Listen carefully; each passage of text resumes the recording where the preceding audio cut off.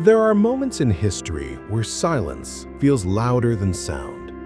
Imagine for a moment a great city at night, its white marble streets lit by the trembling glow of flames. In the distance, beyond the palace walls, a building is burning. Not a temple of stone or a fortress of war, but something more fragile and perhaps more precious. Within its walls lie hundreds of thousands of scrolls, each one painstakingly copied by hand, each one a fragile vessel carrying the voice of an author long dead. Now those voices are vanishing into smoke. The fire rages and the scrolls curl and blacken, their inked letters dissolving into nothing.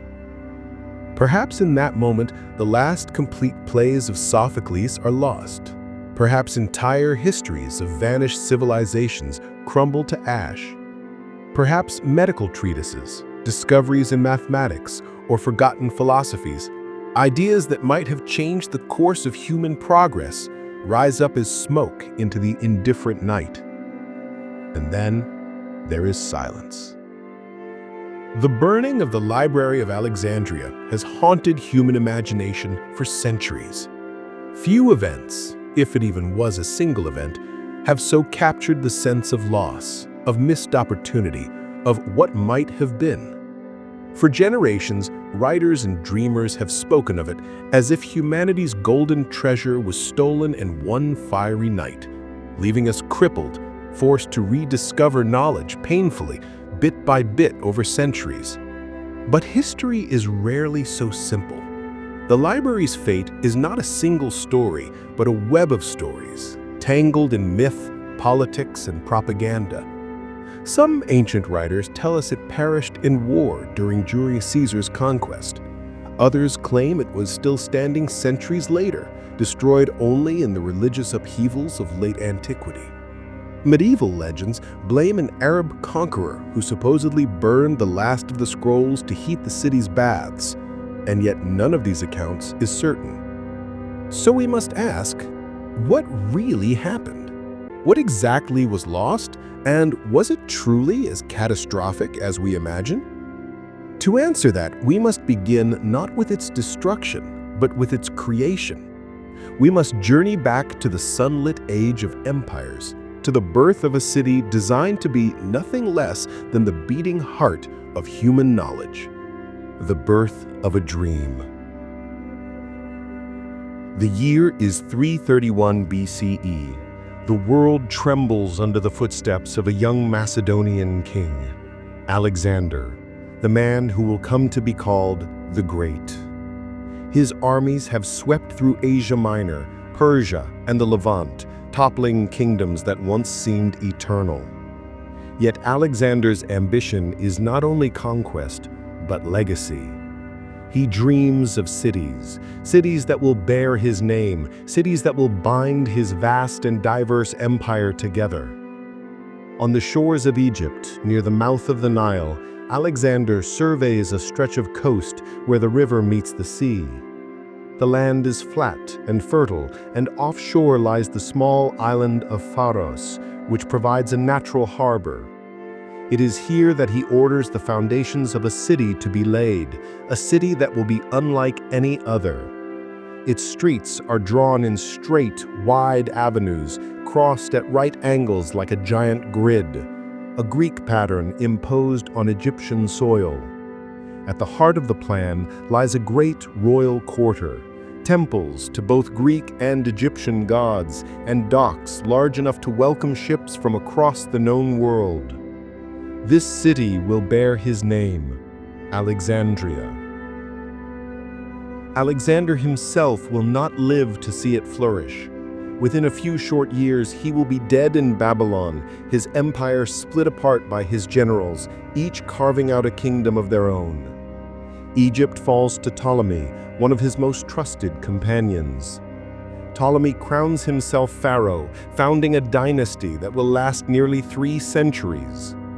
Unlike Alexander, who sought glory in battle, Ptolemy and his heirs seek glory in permanence. They want Alexandria not just to be a military capital, but a jewel of civilization, a city that will rival Athens in learning, Babylon in grandeur, and Memphis in religious authority. From this ambition is born one of the boldest projects in human history, the Great Library. Imagine the world in the 3rd century BCE. Knowledge is scattered, fragile, and localized. There is no printing press, no internet, no global archive. What survives does so by chance. Written on papyrus scrolls that decay quickly in the damp, stored in temples, guarded in private collections, copied by hand only when someone has the means or the interest. Most knowledge never travels far from its birthplace. The Ptolemies set out to change that. They dream of gathering all human wisdom into one place, of building a single library that will contain every text ever written, every story ever told, every calculation, every law, every sacred verse. It is an ambition as vast as empire itself. Beside the royal palace, they construct the Museion, the home of the Muses. This is no ordinary library. It is a great research institution, part academy, part temple, part university. Here, scholars are housed at state expense. They are given food, stipends, and lodging. Their only duty is to study, to debate, to write, and to expand the kingdom of knowledge. Attached to this institution stands the Library of Alexandria, not merely a collection of scrolls, but a living engine of discovery. The methods by which the Ptolemies build their collection are both ingenious and ruthless. Every ship that docks in Alexandria is searched for scrolls. The works are seized, copied by the king's scribes, and then either returned to the owners or, as some stories claim, kept outright, with a copy given back in their place. Embassies are sent across the Mediterranean and beyond, purchasing texts, commissioning translations, and ordering copies of rare works. Even the plays of Athens are said to have been borrowed under oath and never returned. The city's hunger for knowledge is insatiable.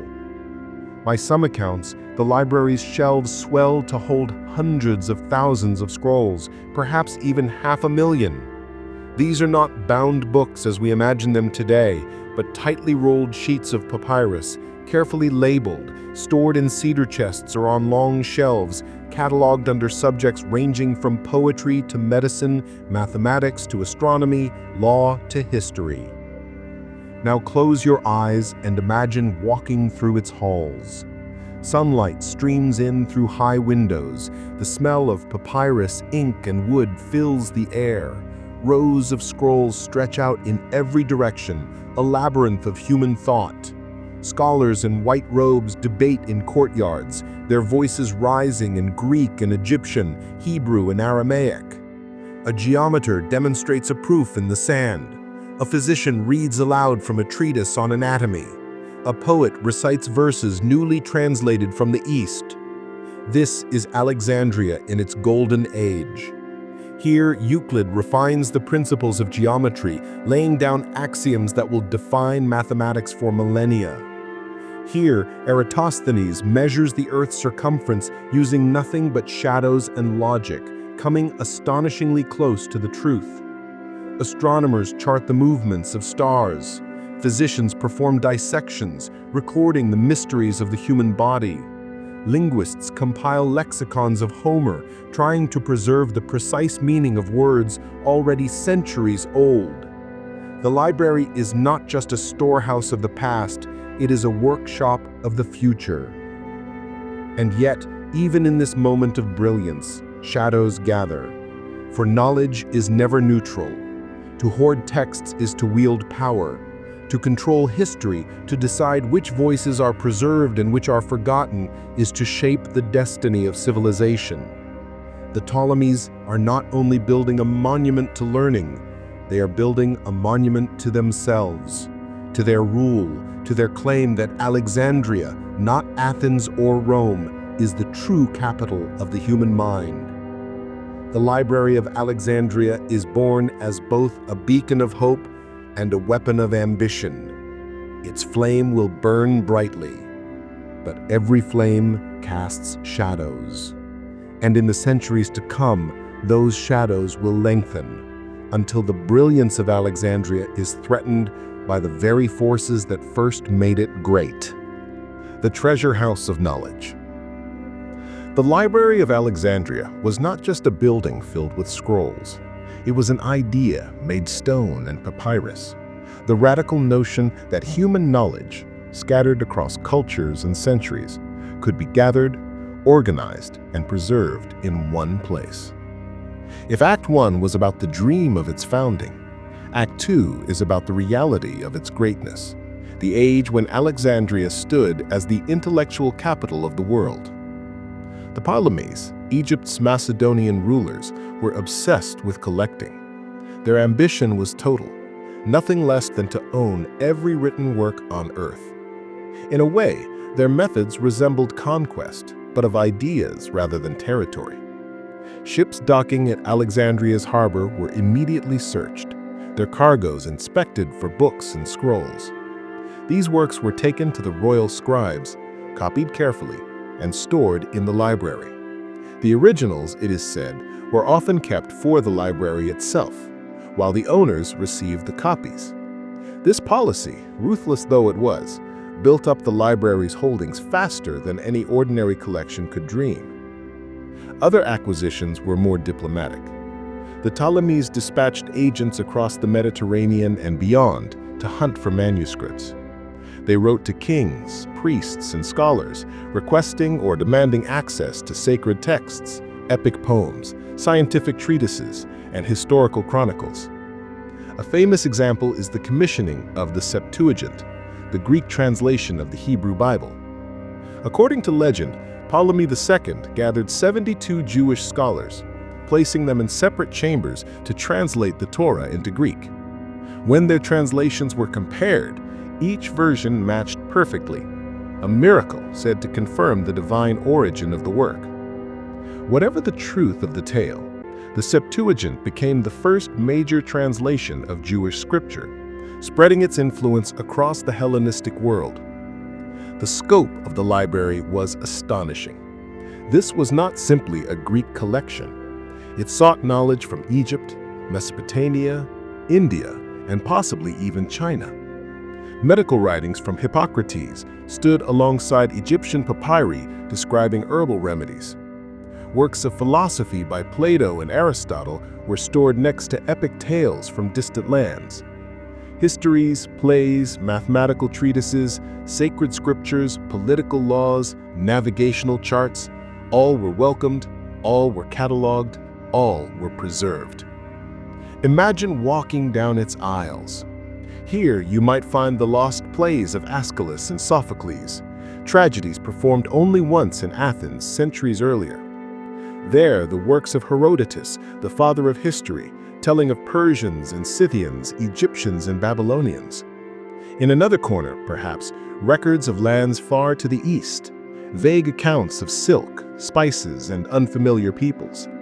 Some say even Buddhist texts reached Alexandria, though such claims remain debated.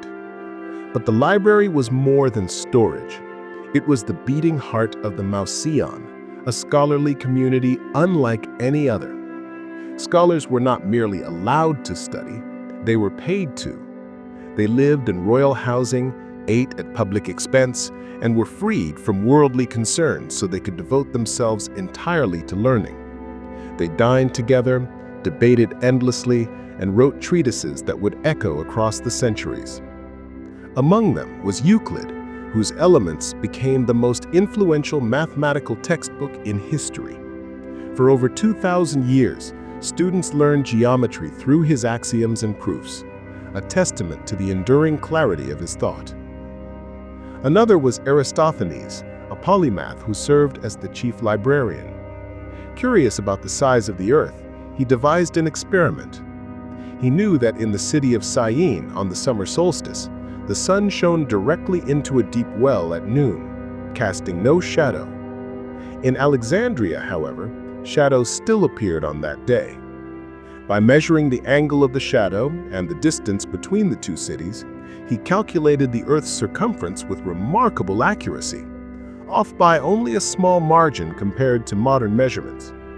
2,000 years before satellites, Eratosthenes proved the Earth was round and immense. The library also nurtured Hierolophus, a physician who studied anatomy through dissection. His work on the nervous system in the brain was groundbreaking, though later centuries, especially in Rome, would shy away from such methods. Archimedes, though based in Syracuse, communicated with Alexandrian scholars, exchanging ideas that would shape mechanics and mathematics.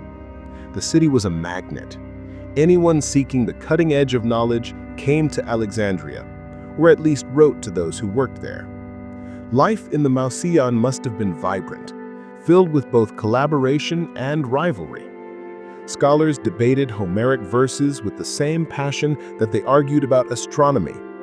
Some spent years compiling massive bibliographies of works in the collection, organizing texts into categories: poetry, drama, history, law, philosophy.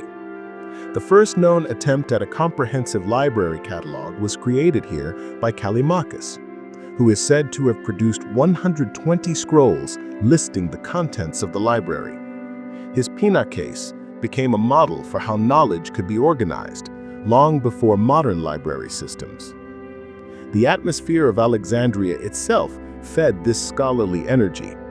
The city was a true crossroads of civilizations. Its harbor teemed with ships from Greece, Phoenicia, Rome, and beyond.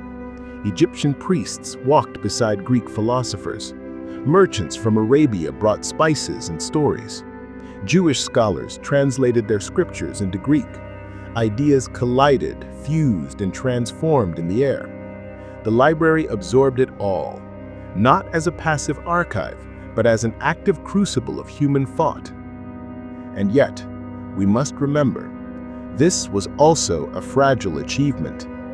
Papyrus, the material on which most texts were written, was delicate. It decayed quickly if damp, crumbled if mishandled, and could be destroyed instantly by fire.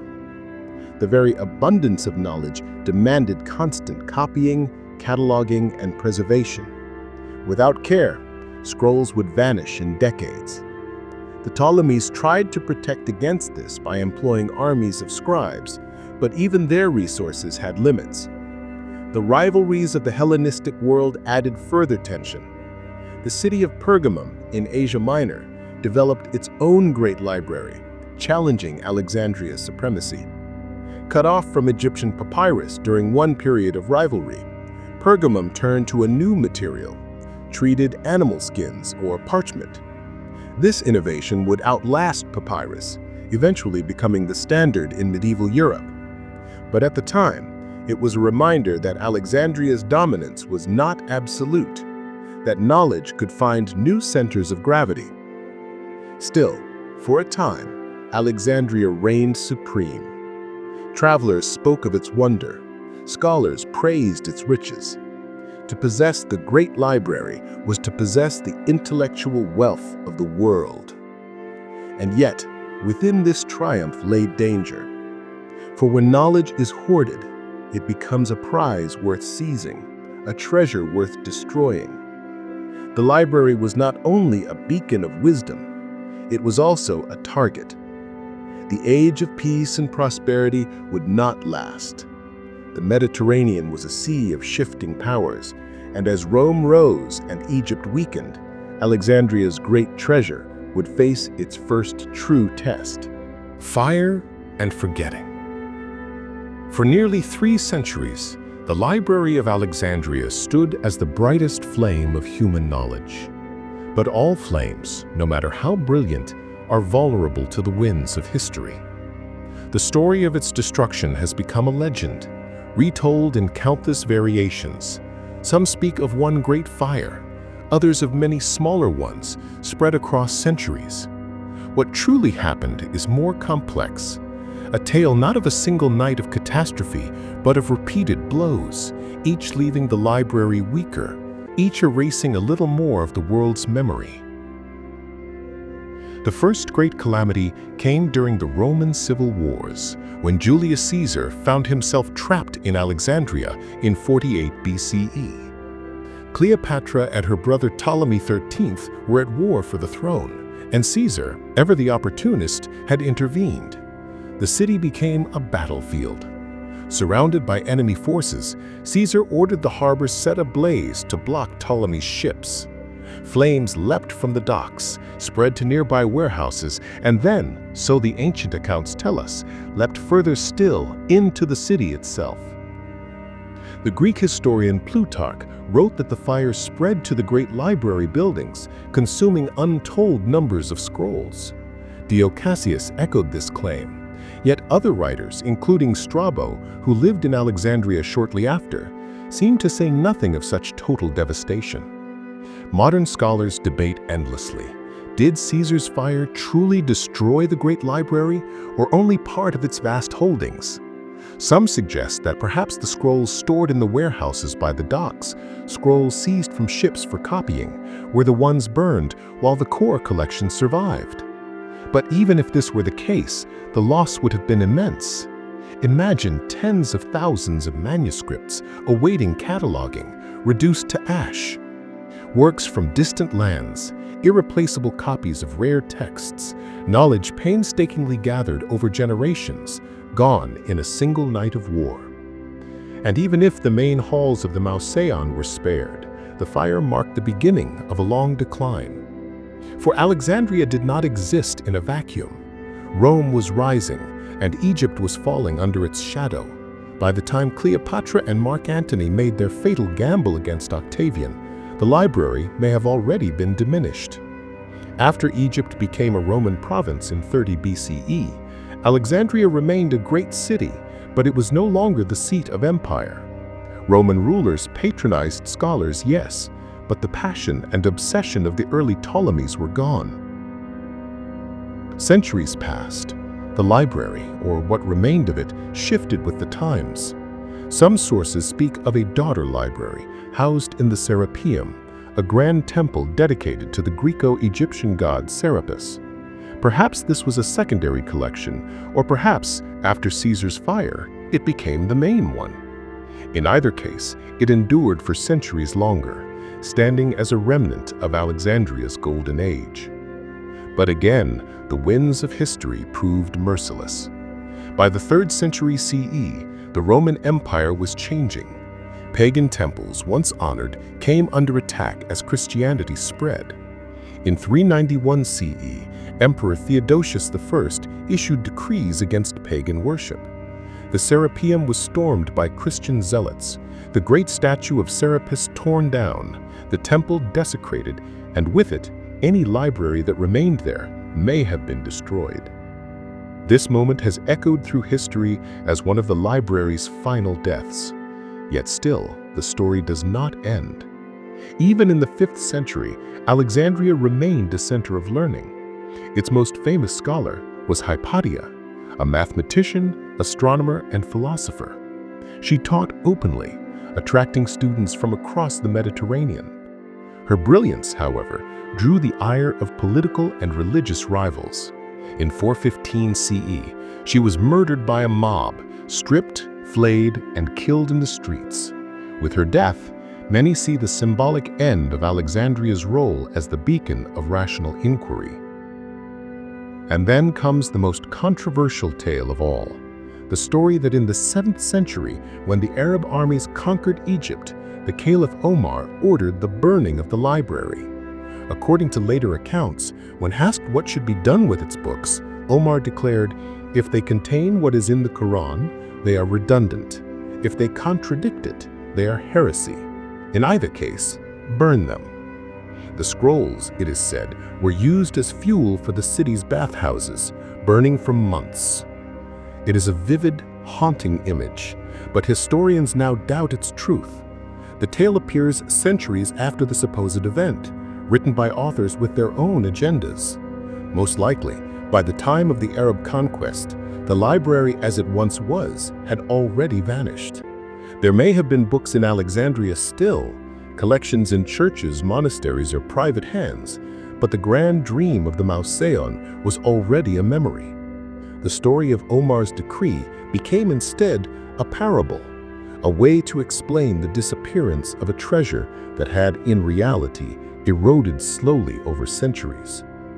And so the truth is this: the Library of Alexandria did not die in one night of fire, nor at the command of a single man. It died many deaths. In Caesar's flames, in the riots of Christians and pagans, in the neglect of Roman governors, in the shifting tides of empire. It died when scribes failed to copy scrolls that crumbled, when wars disrupted scholarship, when passion for knowledge gave way to indifference. Its destruction was not an explosion, but an erosion. And yet, as we acknowledge this, one question burns brighter than the flames of any fire. What was truly lost? What was lost? The silence left behind by the Library of Alexandria is deafening. It is not only the physical absence of papyrus and ink, it is the absence of voices that might have spoken across time, the absence of wisdom that might have guided us differently. To ask, what was lost, is to open a door into a vast chamber of shadows, filled with echoes of knowledge that once existed, but cannot be fully named. And yet, we can glimpse fragments, scattered clues, enough to feel the weight of what slipped through our fingers. First, the world of literature. Today we treasure the tragedies of Sophocles, Aeschylus, and Euripides, yet what survives is only a fraction. Sophocles wrote over 120 plays.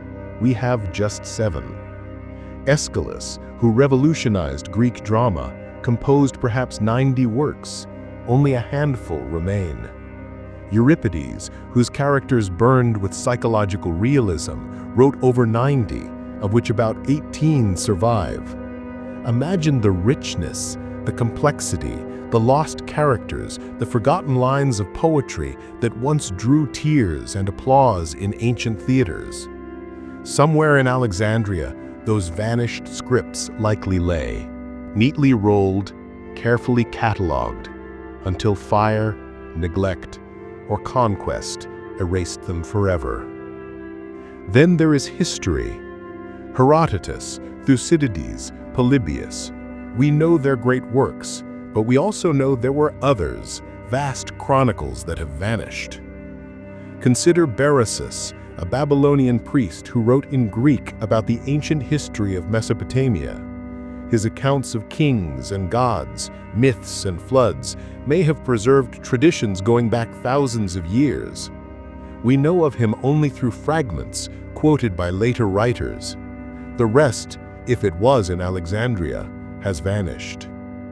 Think too of the annals of Carthage, the records of the Celts, the oral traditions of countless peoples, perhaps written down, perhaps stored, perhaps lost before they could ever reach the library's gates. Science, too, suffered immeasurable loss. We marvel at Archimedes' genius, at Eratosthenes' calculation of the Earth's size, at Euclid's geometry. But what of the works that did not survive?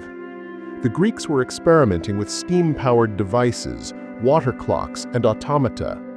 Hero of Alexandria, centuries after the library's prime, described mechanisms that seem almost modern. What might earlier, now vanished treatises have contained? Did someone perhaps sketch the first ideas of engines or optics that could have accelerated human technology by centuries? Philosophy is another silent graveyard. We read Plato, Aristotle, Epicurus, and the Stoics. But Aristotle himself is said to have written hundreds of works, many of which are lost.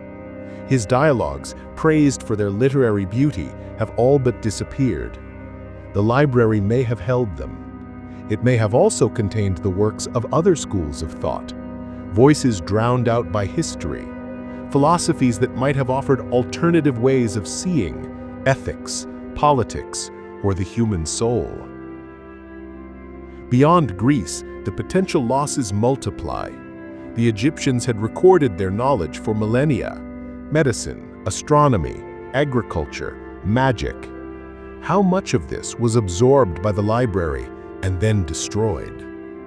The Indian subcontinent, with its Vedas, philosophies, and sciences, may have sent scrolls westward. Some even speculate that Chinese texts, carried by trade, might have reached Alexandria. We cannot prove it. But the library's ambition was nothing less than global. If even fragments of these traditions were gathered, then humanity's greatest crossroads of wisdom once truly existed and was lost. And then there is the most tantalizing category of all, the works we cannot even name. We only know they once existed because someone, somewhere, referenced them. A later scholar quotes a line from a lost play. A Byzantine writer mentions a book by a historian whose name we barely remember. A Roman author hints at experiments, inventions, or discoveries now buried in silence. The gaps between what we know and what we suspect are like black holes in our cultural memory, vast, invisible, but exerting a gravitational pull. It is tempting, dangerously tempting, to imagine that if only the library had survived, human history would have leapt forward by centuries, even millennia. Some dream of steam engines, electricity, even flight discovered in the ancient world.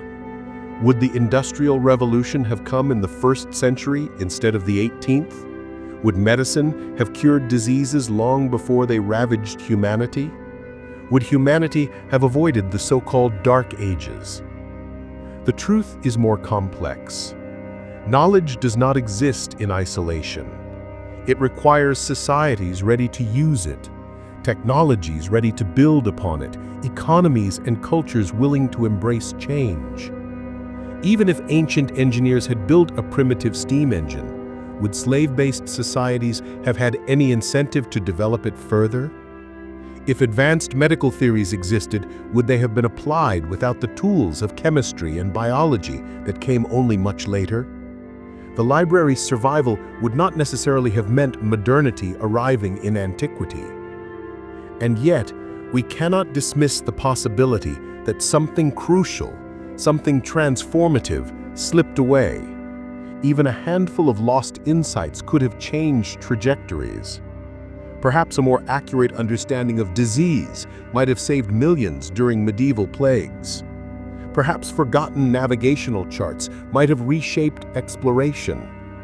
Perhaps philosophies that valued tolerance or equality might have influenced political systems long before such ideas gained traction. We cannot know.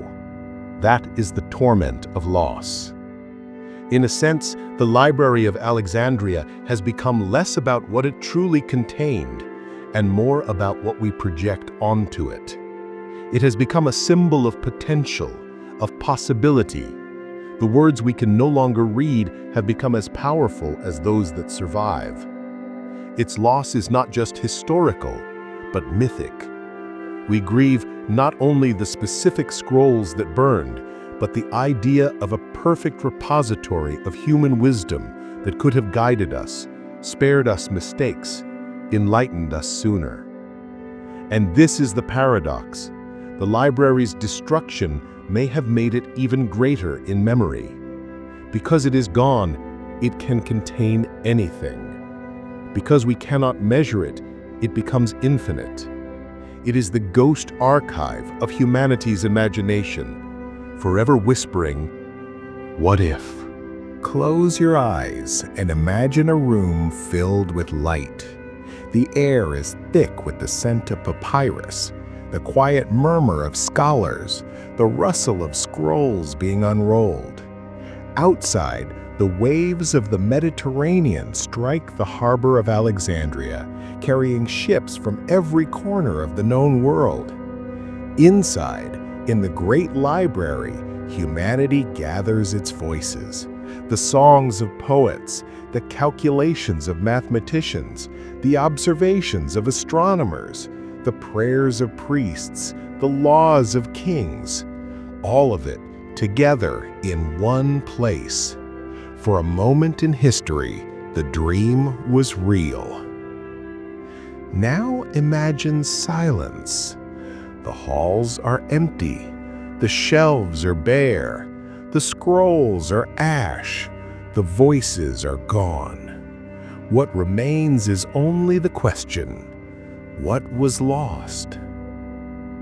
And yet, listen closer. The dream has not vanished. It is here, in the libraries of today, in the archives of tomorrow, in every effort we make to remember. The Library of Alexandria may have fallen, but its spirit lingers in the human will to know, to learn, to share. Each time we pick up a book, each time we save a file, each time we pass on a story, we add another spark to the fire. Perhaps that is the truth at the heart of the legend. The library was never just a building, never just shelves and scrolls. It was and is the collective memory of humanity, fragile and precious. It lives wherever people seek wisdom, wherever we resist forgetting. It lives in you, in me, in all of us. The Library of Alexandria may be gone, but the library within us, the library of human curiosity and memory, endures. And if we guard it well, if we nurture it, if we keep the flame alive, then nothing is ever truly lost.